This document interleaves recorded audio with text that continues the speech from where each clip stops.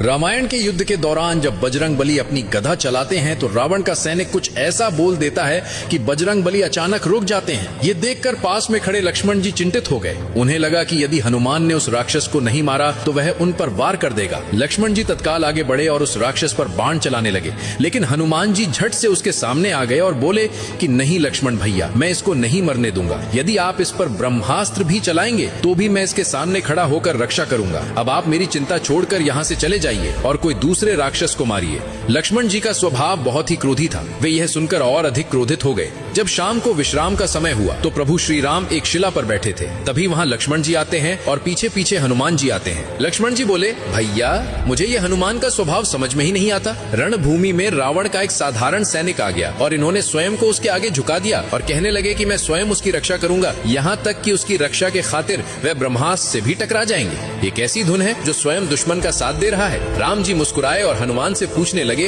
हनुमान क्या हुआ तुम्हारे बल बुद्धि को?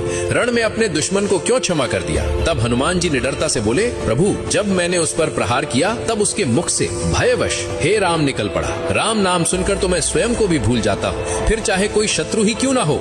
यदि वह आपके नाम का उच्चारण करे तो उसके सामने मेरा हृदय स्वयं नतमस्तक हो जाता है। भला मैं कैसे उसका वध करता जो भय के क्षण में भी नाम ले रहा था मेरे राघव का, मेरे प्रभु श्री राम का। ये सुनकर प्रभु श्री राम प्रसन्न होकर खड़े हो गए और हनुमान को अपने हृदय से लगा लिया और बोले, हनुमान थोड़े दिन पहले ही तुमने समुद्र को लांघकर अपनी शक्ति का परिचय दिया था, लेकिन आज तुमने फिर से एक बार सिद्ध कर दिया कि तुम्हारी भक्ति अद्भुत है। संसार में कोई तुम्हारी भक्ति की बराबरी नहीं कर सकता।